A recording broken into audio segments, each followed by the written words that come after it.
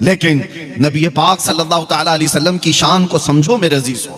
मैं एक बात कहता हूं, हमने कभी किसी दीन के, किसी धर्म के बड़ी शख्सियत को उंगली उठाकर छेड़ा तो नहीं है। कभी दिखा दो हमारी तारीख में, किसी को कुछ कहा हो, कहीं गालियां दी हो, किसी के चरित्र पर बात किया हो? नहीं। जब ये पूरी कौम किसी भी धर्म की मुकद्दस शख्सियत को नहीं बात करती, तो इतना तुम्हारे अंदर भी सहज होना चाहिए कि जो कौम अपने नबी पर अपनी जानें कुर्बान करती है उसकी तरफ उंगली तो मत उठाओ।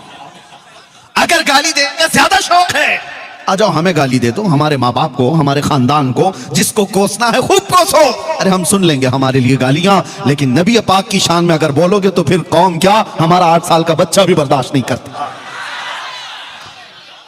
ये हमारा दीन है, ये हमारा दीन है। अब आगे की बात मैं करता हूं मेरे अजीजों। ये इजहार करना मुझे जरूरी था कि लोगों ने जो हमारा एक चेहरा पेश किया है, डिपार्टमेंट वाले भी बहुत तवज्जो से सुने, और जितने हैं, हमारी कोई तकरीर हवा में नहीं जाती, सब रिकॉर्ड रहती है, मुझे पता है।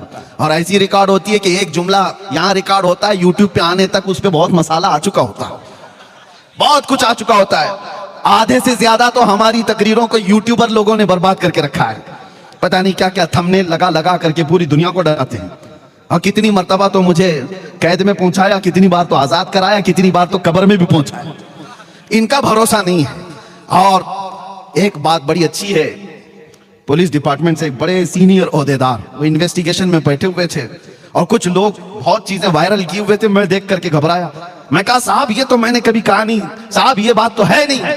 तो उन्होंने कहा मौलाना बंद कर दो, यूट्यूब पर हम भी भरोसा नहीं करते, इन सब तमाम चीजों पर हम भी नहीं भरोसा करते, कानून की प्रक्रिया है।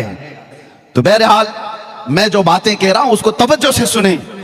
इस पूरी कायनात में अल्लाह तबारक व तआला ने आपको पैदा किया और आपके पास दीन इस्लाम है।